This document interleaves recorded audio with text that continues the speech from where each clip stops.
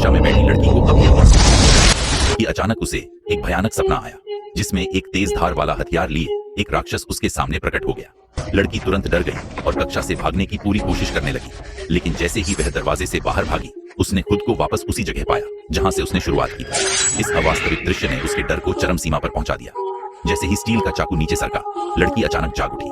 अपने सहपाठियों की अजीब निगाहें देखकर उसने राहत की सांस ली, यह सोचकर कि यह सिर्फ एक बुरा सपना था।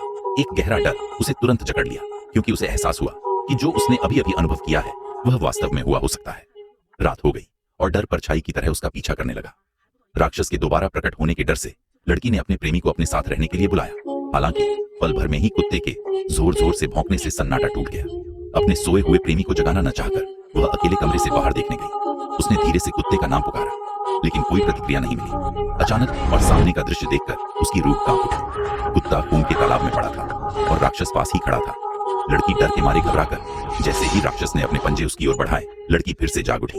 अपने बगल में सो रहे प्रेमी को देखकर उसे अब उतना डर नहीं लग रहा था, इसलिए वह उठी और अपना चेहरा धोया। जैसे ही वह आराम से सोने ही वाली थी, उसके प्रेमी ने अचानक उसका नाम पुकारा और उसे जगाने की कोशिश की।